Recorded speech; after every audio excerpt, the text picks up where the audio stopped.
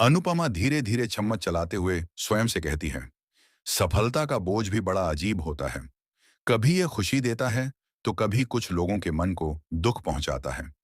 इसी बीच राजनी तेज कदमों से भीतर आती है। उसके चेहरे पर स्पष्ट जलन दिखती है। वाह अनुपमा जी, वह ताना मारते हुए कहती है। कल प्रतियोगिता जीतकर आज फिर रसोई में आ गई। अब भी हमारे जैसे साधारण लोगों के साथ रह पाएंगी? अनुपमा उसकी ओर मुड़कर देखती है, पर उसकी आवाज शांत रहती है। मेहनत जहां से आरंभ हुई हो, वहां से दूरी कैसे बना सकती हूं राजनी जी? राजनी झुंझलाकर कहती है, पूरी सोसाइटी तो आपको नायिका बना रही है। हर जगह बस आपकी ही प्रशंसा। हमारा कोई नहीं पूछता, हमारा परिश्रम कोई नहीं देखता। अनुपमा चाय उतारते हुए शांत स्वर में कहती है, राजनी जी, प्रशंसा का अर्थ यह नहीं कि कोई और छोटा हो जाए। आप भी बहुत कुछ करती हैं। राजनी हल्की कड़वी हंसी छोड़ती है। आपको पता भी है लोग क्या कह रहे थे। अनुपमा को भेजो, वही जीतेगी।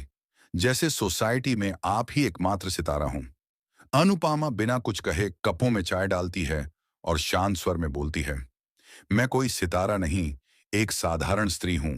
जैसी आप हैं वैसी ही मैं भी हूं। राजनी चाय लिए बिना ही गुस्से में बाहर चली जाती है। बाहर सोसाइटी के आंगन में महिलाएं अनुपमा के चारों ओर इकट्ठा हैं। अनुपमा जी, आप अद्भुत थीं। प्रतियोगिता में सभी आपके पकवानों की तारीफ कर रहे थे। राजनी कुछ दूरी से यह सब सुनती रहती है। उसकी आंखों में ईर्ष्या साफ झलकती है। बस यही बाकी था। वह धीरे से बड़बड़ाती है, अब हर जगह सिर्फ अनुपमा ही अनुपमा। उसी समय माही पास आती है और अनुपमा का हाथ पकड़कर कहती है, माँ, राजनी आंटी आपसे इतनी नाराज क्यों हैं? अनुपमा प्यार से उसकी उंगलियां सहलाती है और कहती है, बेटा, कुछ लोग दूसरों की जीत में अपनी हार ढूंढ लेते हैं।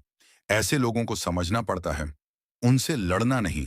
माही समझते हुए सिर हिलाती है और अनुपमा को गले लगा लेती है।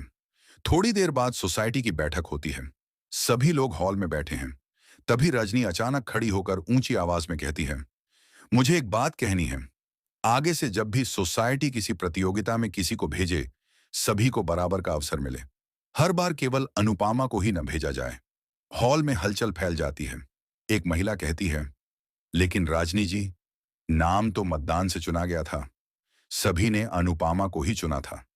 राजनी क्रोध से पलटती है, हाँ तो लोगों का पक्षपाती होना गलत नहीं। हर कोई बस अनुपमा अनुपमा कहे जा रहा था। पूरा हॉल एक पल में अनुपमा की ओर मुड़ जाता है। वह धीरे से उठती है, बिना गुस्से, बिना अहंकार के। राजनी जी, वह शांत स्वर में कहती है, यदि आपको लगता है कि मैंने कुछ गलत किया है तो मैं क्षमा मांगने को तैयार हूं। लेकिन यदि मेरी जीत से आपको दुख हो रहा है तो उसमें मेरा क्या दोष? राजनी धीरे धीरे उसकी तरफ बढ़ती है और तीखे स्वर में कहती है, मुझे आपकी जीत से दुख नहीं, उस दबाव से है जो आपकी वजह से हम सब पर आता है। आप जीतती हैं तो लोग कहते हैं, राजनी क्यों नहीं कर पाती, वह भी तो घर चलाती है। आपके कारण हमारी अपेक्षाएं बढ़ जाती हैं। हॉल बिल्कुल शांत हो जाता है।